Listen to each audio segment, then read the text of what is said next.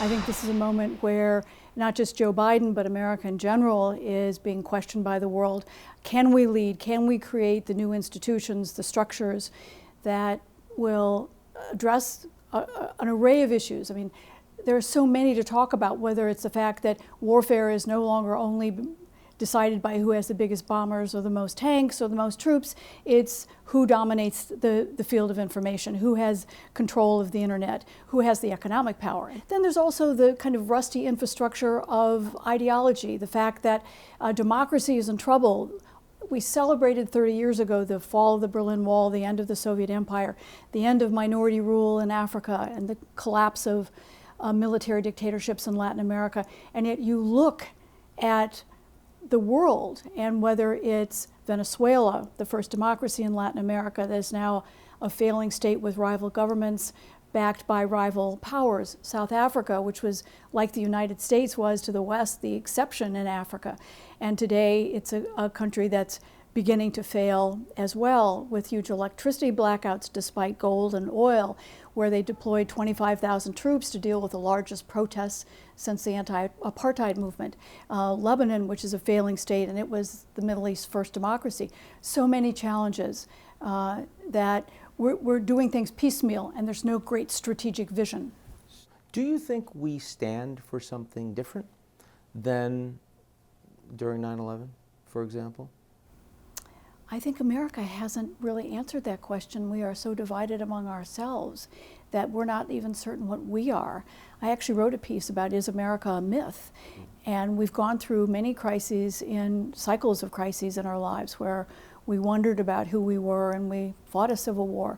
But I think today the question is, which side prevails in what is a corrosive political environment? At 9/11, we came away, because we knew what we opposed, more united. And I think it is those moments when we oppose something that we do stand together and do say, yes, democracy and the American flag and so forth. But when we, in other moments, we are not quite so sure about what it is we want, how much we want to intervene in the world.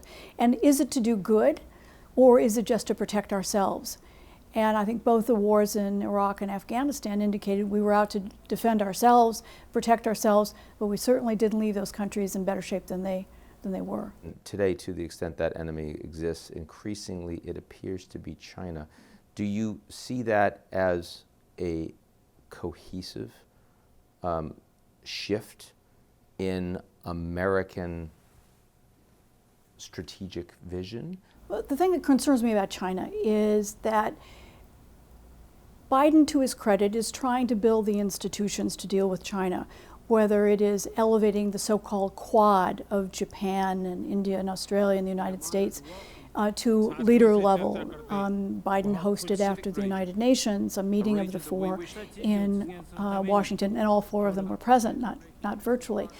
They don't like to talk about it in terms of China, they talk about the Indo-Pacific. Yeah, they never mention China when they're talking about the Quad, but we all know kind of it's there. Right? Yes, and the same thing with the submarine deal that brought together Britain and Australia to provide nuclear technology so that Australia would have nuclear subs and a greater reach in the Indo-Pacific region. Again, not mentioning China, but we all know what it's about.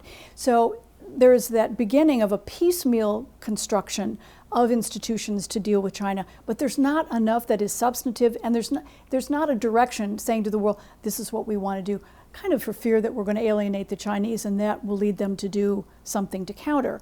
But that a lot of American allies aren't up for it. That's right. The Europeans are kind of divided between the United States and China, and do they want to get involved in with the United States as they were against Russia during the Soviet era.